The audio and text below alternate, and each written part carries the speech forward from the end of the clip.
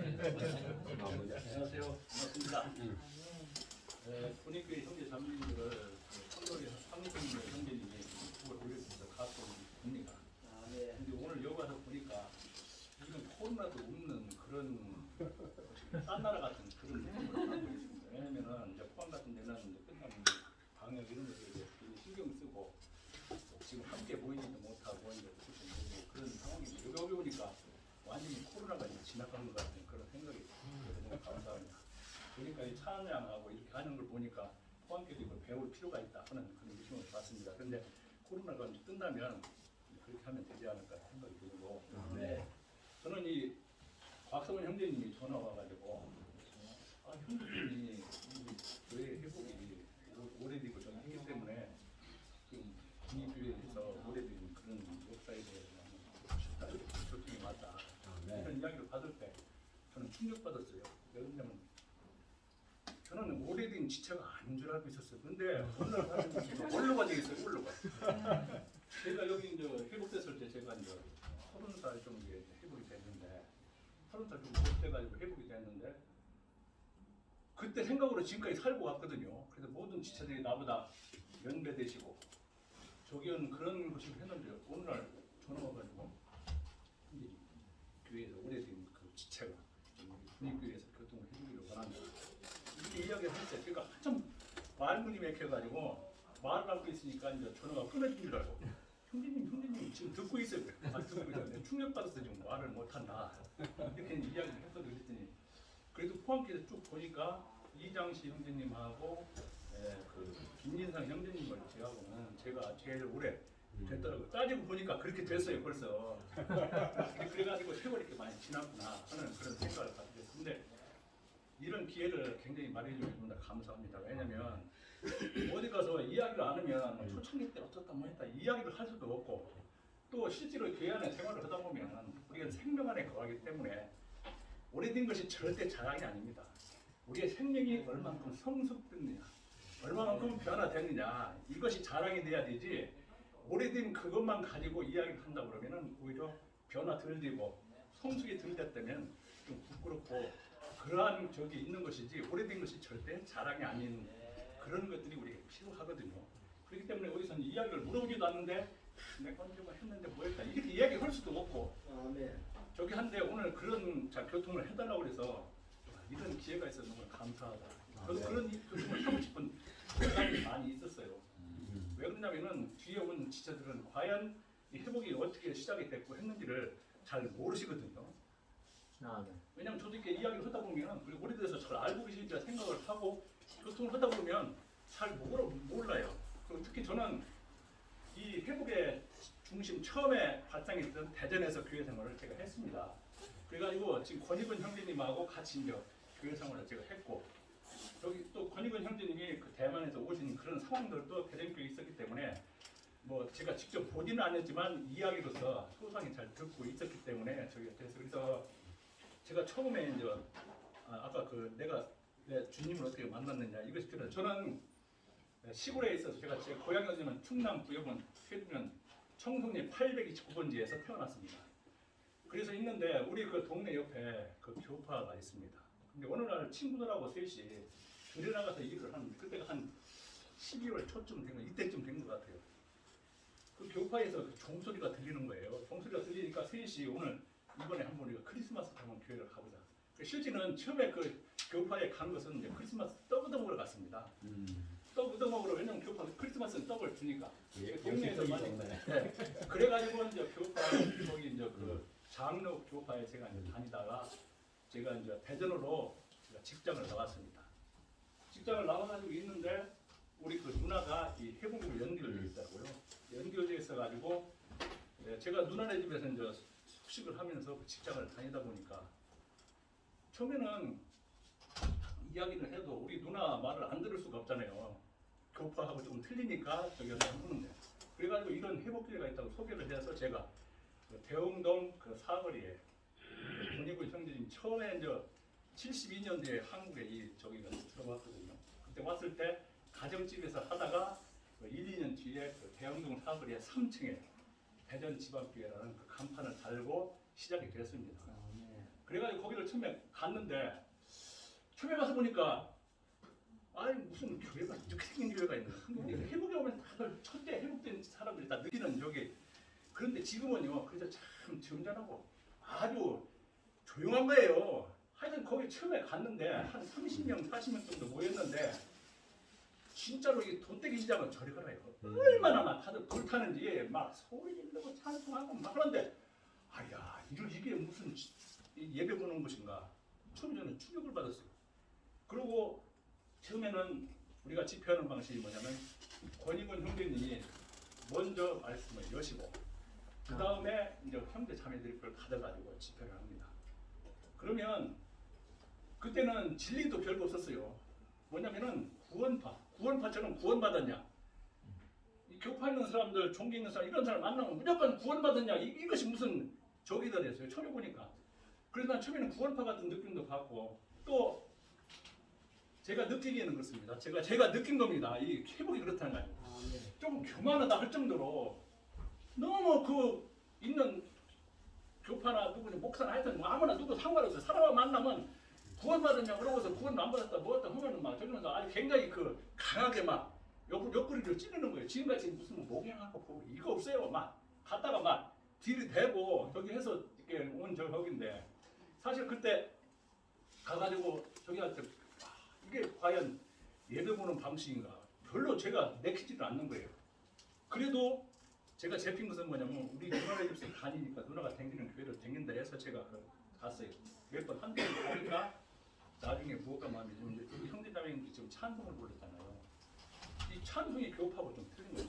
지금 여기 우리가 찬송가에서 빠진 찬송이 엄청 많습니다. 그때는 프린트 해가지고 찬송 뭐 해가지고 한 뭐 20장, 30장 정도 가지고 프린트해서 그걸로 찬송을 했는데 그 찬송이 전부 다 뭐냐면은 군과 같이 굉장히 그 강한 저기에요. 차착차착 움직이는 찬송. 뭐 우리 그 한국에 있는 형제들이 대만들 가지고 살아계시는 줄을 불렀을 때 거기 있는 형제들이 깜짝 놀랐다고 했지. 그것보다 더 강한 그런 찬송도 있었어요. 왜냐면 그때는 진리적인 매라는 게 생명의 성숙이라든가 이런 것이 문제가 아니고 우리가 주님 앞에 절대적으로 드린다는 거. 그거 한 가지로 저기에서 찬송이 엄청 강했습니다. 그리고 그때는 그 구원받았냐 저기라고 하나의 입장 이거에 대한 말씀이 굉장히 강했거든요. 그래가지고 그 저기 됐습니다. 그래서 이 한국에서 그 대전에서 이제 뿌리를 내리게 된 것은 이제 권익원 형제님이 대전에 오셔가지고 그 대만에서 형제님의 교회 생활을 하시는데 그때 이틀씨 형제님 이상주 형제님이 그 이 복음이 대만에서 끝나고 중국에서 끝나는 것이 아니라 세계적으로 이제 뻗어가야 된다 이런 생각을 가지시고 또 형제님도 미국으로 가신다는 그런 준비를 하면서 이 한국의 이 교파가 이 많이 저기서 우리 그 종교적인 저희가 많이 있다는 소식을 듣고 한국에도 회복에 가야 되는데 과연 한국에 갈 사람이 누구냐 이렇게 했을 때 그 권익원 형제님이 그 독립운동을 위해서 저기 중국에 가서 저기 하시다가 그 군에 들어가서 하시다가 이게 부상을 당하고 대만으로 장례석고 같이 가신 분이거든요. 거기서 있다가 그 한국에 가서 복음을 전하니까 제일 쉬운 게 누굽니까? 한국말을 할 줄 아는 사람을 해야 되는데 권익원 형제님이 저희가 된 거예요. 그래가지고 권익원 형제님이 대만에 갔을 때까지 회복이 된 게 아니에요. 예수도 안 믿고 아무것도 안 하고 그냥 일반 사람이었는데 병원에 입원해가지고 총상막으로 있을 때 그 왼쪽 팔뚝을 못 쓰셨거든요. 병원에 있을 때 이제 우리 형제 자매, 쉽게 대만에 있는 형제 자매님들이 그 복음을 전하는 이제 간 거예요.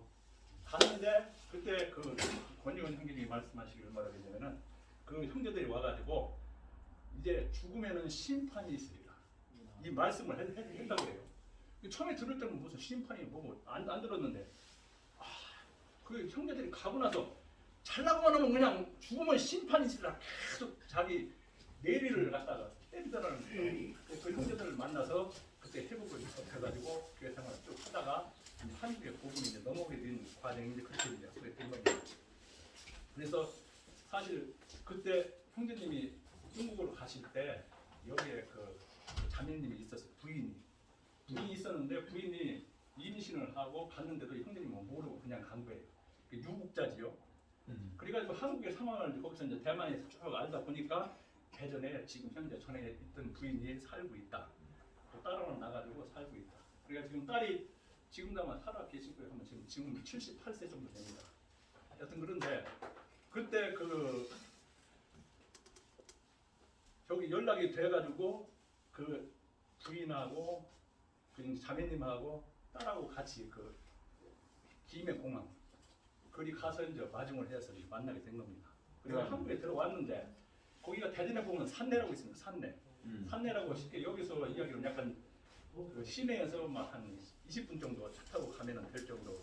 여기 이런 거리에서 산내에 있었는데 그 자매님이 그래도 촌에 밭하고 집하고 있는 그 저기에 살고 있었거든요.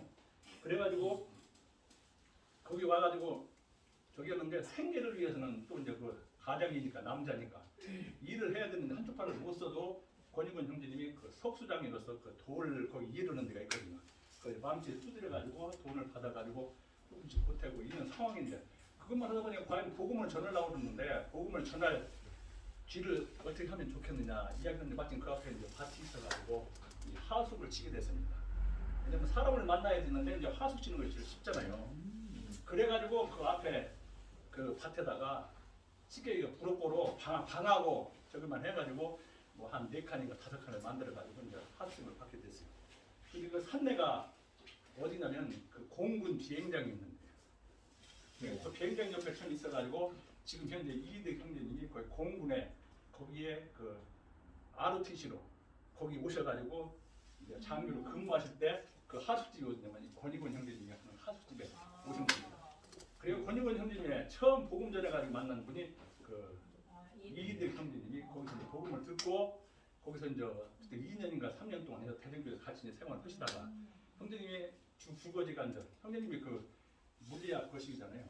물리교사, 고등학교 물리교사인데 서울로 이제 가셨거든요. 가고 나서 이제 몇 년이 지나서 서울이 아무래도 사람이 숫자가 많다 보니까 대전서 시작을 했지만 서울에 가니까 이제 사람들이 이제 막 교회도 형성이 되고 이렇게 됐어요. 됐는데 그때는 주일날 대전에서 있는 형제자매들은 한 30-40명 되는데 예지에서 오는 형제들이 엄청 많았어요. 하여튼 뭐 예지에서 이제 와가지고 하면은 한 100명 정도, 한 30-40명 되는데 예지에서 오는 사람이 30-40명 돼요. 그래가지고 이제 집회를 하면은 하여튼 전국에서 이렇게 많이 오고 또 그때 이희대 형제, 권익원 형제님이 전국을 돌아다니면서 집회를 했어요. 그러면 막 형제 자매들이 막 구름같이 쫓아다니면서 여기 그러니까 하여튼 군의와 선다 그러면 군의의 사람들이 한 30-40명 또 와서 같이 가고 이렇게 하면서 그 말씀을 통해 그때 그렇게 해서 해보게 됐습니다. 네. 그래가지고 이제 배흥동 저기에서 이제 짓을 하는데 이제 서울로 이희대 가셔가지고 서울에 이제 기반을 잡으면 서울에 숫자가 계속 늘어나니까 쉽게 얘기해서 이제 그 권익원 형제님을 서울로 가서 서울에서 시작을 해야 한국은 수도니까 이렇게 해야 된다 그래가지고 대전이 이제 시작인데 서울로 갈 때 대전에 형제들이 너무 가지 말라고 그때 참 애절한 마음으로 사실 이건 저기로 가지 말고 여기서 하시지 정현아 이야기를 해가지고 서울로 저기 했거든요. 그게 그 대만에서 이상선님이 미국으로 가시는 거랑 똑같은 그런 현상입니다. 왜냐면 세계를 하려면 미국 가서 사역을 해야 되고 또 한국을 하려면 서울에서 해야 되기 때문에 그래가지고 이제 서울로 가시는 거예요. 그 대신 그때 이제 권익원님 가시면 너무 형제들이 간절하게 하니까 서울에 가서 며칠 있고 대전에 와서 며칠 있고 이렇게 이제 교회가 시작이 돼서 계속 그렇게 했습니다. 그렇게 하고 그때 형제들 앞에서 찬송했듯이 진짜로 형제 참여들 전부 다 절대적이었어요. 그리고 그때는 뭔 짓을 했었냐면 사역 집회를 해가지고 서울 그 유스 호텔 형제님들 가신 분들도 계실 거예요. 유스 호텔에서 전국에 보통 1년에 한 번 내지 2번 정도를 했어요. 그래가지고 거기 이제 그 유스 호텔 그 방에서 잡아놓고 거기서 하고 그때 새벽 집회하면 4시부터 시작해가지고 4시부터 시작해가지고 새벽 집회를 하고 대전에서도 4시부터 그 권익원 형제님 집에서 새벽 집회를 하고 지금은 새벽 부흥이라 가지고 그때 새벽 집회를 해가지고 그때는 와가지고 거기에서 이제 그 집회를 했습니다. 그래가지고 유스 호텔 가려면 지금같이 자가용이 있나 차가 있나 아무튼 전부 다 대중교통을 해야 되고 그러니까 쉽게 이야기해서 막 유학을 떠나는 것 같이 그렇게 가야 되는 그런 상황이 거기 가면 보통 이제 한 2박 3일, 3박 4일 집회를 하니까 거기서 이제 먹고 이제 직장도 그냥 휴가를 해서 가고 그런 상황이고 특히 이제 얘기를 듣다 보면 저 시골에 있는 산촌교회 전라도 산촌에 있는 거기 한 교파가 완전히 회복됐었잖아요. 아, 네. 그리고 거기 있는 형제 자매님들은 하여튼 서울 집회할 때 가기 위해서 1년간 적금을 들어가지고 거기서 야, 해가지고 일 거기서 보리쌀 팔고 못 팔고 해가지고 촌이니까 그렇게 해서 서울까지 집회를 가고 이제 그렇게 이제 우리가 이제 서울 집회 그건 단지 불타는 영이 없으면 할 수 없는 그런 상황이에요. 아멘. 그래서 저도 그때 대전에 있다가 이제 직장 때문에 이제 함양으로 왔거든요. 함양으로 왔는데 그때 우리 애가 태어났어요. 애를 우리 애가 젖이 안 나와가지고 근데 이제 그 우유 이유식을 젖이 안 나와서 이유식을 먹이는데 그때 하여튼 뭐 우리 애를 데리고 또 옆에다가 막 지저귀 가지고 지금같이 지저귀가 좋은 것도 아니고 그냥 방목으로 만들어가지고 하는 그런 3박 4일 쓸는 가지고 또 옆에서 막 우유병 끓일 거 하여튼 그런 놈까지 가지고 서울 그 집회를 가는 거예요. 그러면 애기들이 있는 사람 애기 있어가지고 옆에다 놓고 이제 따로 이제 집회를 하고 우리는 저기를 하고 하는 그런 집회를 했어요. 그러니까 그건 진짜로 사생결단하고 불타는 거 아니면 이것저것 계산되면 못 갑니다. 애가 집까지 가지고 저 돈 먹고 뭐 하는데 거기 가면 또 새벽에 또 뭐 5시 4시 되면 막 일어나서 집회해야지 뭐 해야 되지 하여튼 말도 못하는 그런 저기를 하면서 서울의 그 요스 호텔에서 집회를 하셨습니다. 아, 네. 그래서 우리 형제 자매님들이 전체가 뭐 진리는 그렇게 지금까지 많이 해방된 건 아니고 사실상 우리가 아는 것은 하나의 입장 그 하나 그거 하고 이 생명하고 구원받는 거 이거 하나 하고 지체들 만나서 그 형제님 말씀 듣는 거 이거 가지고 저기 했습니다. 그런 와중에서 한 번은 쉽게 지금 이제 생각을 해보면은 그게 이제 아나님에서 이제 대만에서 집회하고 아나님에서 있던 그 형제 사용하는 형제들하고 한 20명 30명이 이제 요스 호텔에 이제 그때 오셨습니다. 저기 해가지고 오셨는데 우리나라는 TV로 촬영하는 것이 잘 없다 이렇게 해가지고 촬영 될 수 있냐 뭐 있냐 대만에서 이제 그 우리 한국에 얘기를 한 거예요. 한국을 너무 후진국으로 본 거예요. 쉽게 벽에 이런 코드 전기 꽂는 코드도 없는 줄 알고 자기들이 없으면 이제 이렇게 뭐 배터리를 가지고 와서 이제 촬영하려고 전부 다 그래도 요스 호텔이면은 그래도 어느 정도 기반은 다 갖추고 있는데도 형님 그렇게까지 이제 우리를 생각을 하고 왔거든요.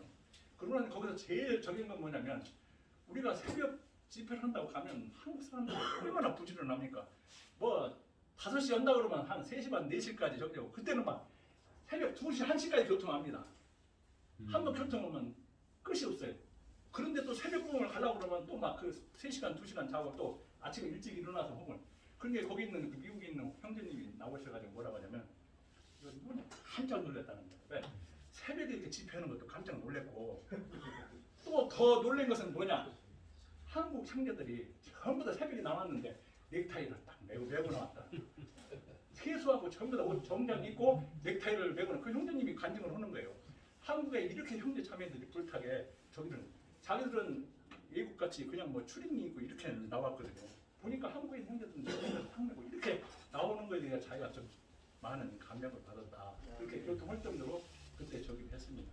그래가지고 그때 그 말씀을 듣고 저기 하는데 너무나 막 하여튼 막 뭐가 뭔지 몰라 형제들은 막 전부 다 사오가지고 막 하여튼 전부 다 해서 막 불타니까 막 하여튼 뭐 이 간증하는 거 이런 것이 진리적인 문제가 아니고 그 불타는 그 영 한 가지가 너무 사랑스럽고 절대적인 그러한 집회를 저기 했습니다.